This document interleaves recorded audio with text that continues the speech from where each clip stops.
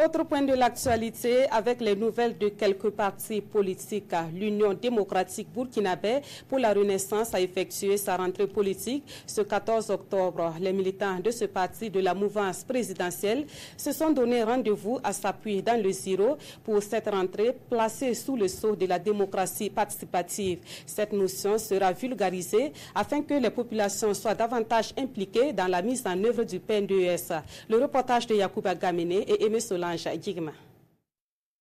Éveiller la conscience des populations à la base pour qu'elles prennent part à la gouvernance de la cité, c'est sous cet engagement que s'effectue la rentrée politique de l'Union démocratique burkinabé pour la Renaissance UDBR, parti de la mouvance présidentielle. D'où le choix du thème « Une réorientation démocratique, la démocratie participative est-elle un conte de fées ?» Nous retrouvons nos liens du point de vue culturel et tout ce qui s'ensuit par rapport même au fonctionnement de la démocratie participative. Et nous tenons vraiment à insuffler ça sur l'étendue de notre territoire.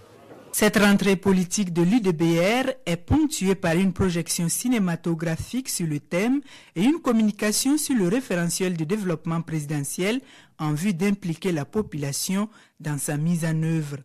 Le fait qu'ils prennent part, cela va nous aider à réussir notre PNDES.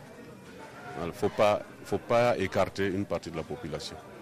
C'est pour cette raison que nous sommes venus poser ce problème dans un élan participatif des populations.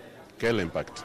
Il y a certains jeunes qui ont compris, puisque l'engouement déjà, ça veut dire que c'est la saison des récoltes, mais déjà les jeunes ont accepté de sortir parce qu'ils savent que le PNDES nous concerne tous et quelque part cette démocratie participative, là, on doit œuvrer à ce que ce soit une effectivité au lieu que ce soit rien que des critiques, voilà, sans apport de solution. C'est pourquoi le président du parti, Philippe Cabré, a invité les militants du Ziro à constituer des conseils villageois et de quartier pour mieux structurer leurs propositions et à être également des sentinelles pour aider les forces de sécurité dans la lutte contre les attaques terroristes.